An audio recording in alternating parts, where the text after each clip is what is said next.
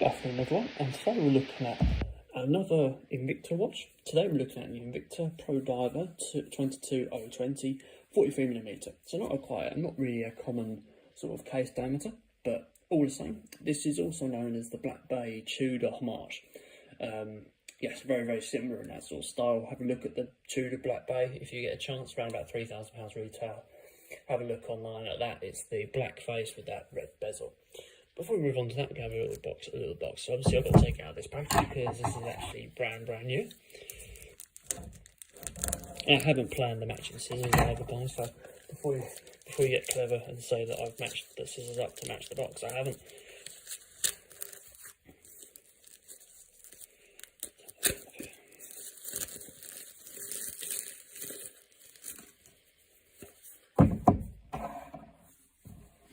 So initial look at the box.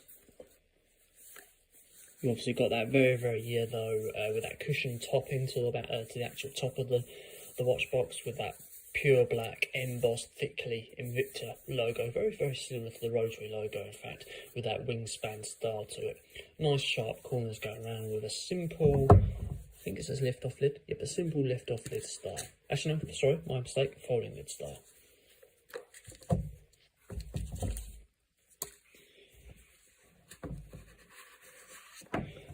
A nice little bit of grip there when you're taking the cushion out. I hate those boxes that they feel like cheap when you're pulling out the cushion.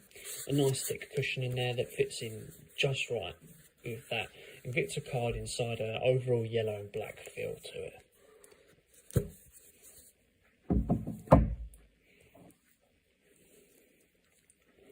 Let's move this.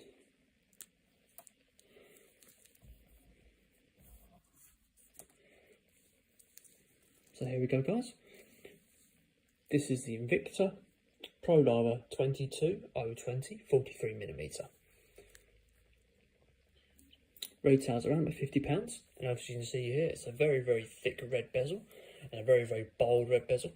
The face, online on Amazon, it didn't look very bright, but it is actually very distinctive. It's almost like Coca-Cola red.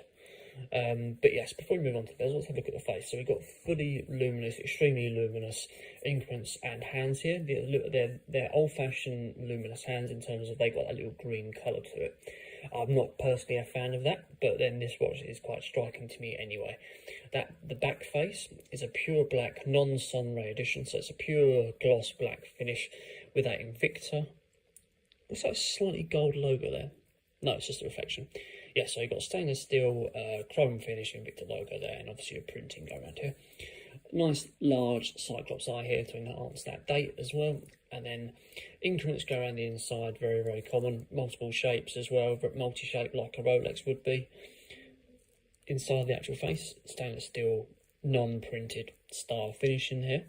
Going around to the bezel, you've obviously got that red, pure Coke red finish with I think it's slightly older style numbers. So if you look at an older style Pepsi, that has very similar numbers to this. The smaller numbers that aren't really thick. If you look at my Matthew Tissot Pepsi, the one that's 2020 onwards, that has a 2020 style bezel to it with thick numbers.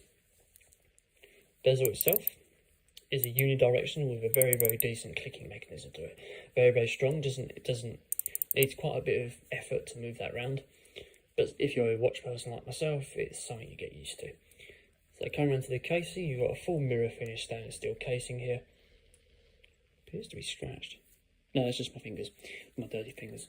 And coming around to the actual crown, you've got that embossed Rotary logo with a Swiss logo there, with a simple unscrewing crown here. A decent amount of popping system to it, and a nice pop out system, but with a very flimsy date dial here. There's quite a lot of movement here, even when I'm only moving it slightly, and you can hear it turning as well. Moving that out, the hands do feel flimsy as well when you're turning this round, because it moves quite a lot when you're moving this round, and the hands do move when you shake it as well. And when you move it back as well, but when you move it back, the second hand doesn't jump all over the place. So there is some decent quality to it. Obviously that bezel sits on a metal serrated backplate, very common on the Rolex Submariner. Go around to the back, You've got a plain black Invicta bold back plate here, so it's not an automatic watch, so it's just a plain back plate here. Connecting to a bracelet that's connected by double-ended popper pins, connecting to an oyster style strap. The actual watch itself is waterproof to 20 bar, with a double locking fold over clasp operating on a quartz movement, as you can see from that. And the strap, I believe, is quite thick. It's around about 20 or 22 millimeters bandwidth. You have to double check that, but it's a universal size. So, well, not universal, but it's a uniform size. It doesn't get smaller as you go down, except for that link that connects to the inside of the casing here. But as you come down to the clasp, you can see the clasp is a stainless steel mirror finish with a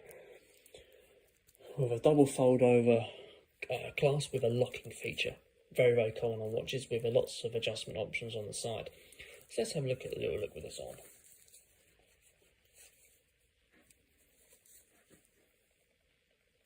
There we go, guys. That is the Invicta Pro Diver Black Bay Tudor Homage.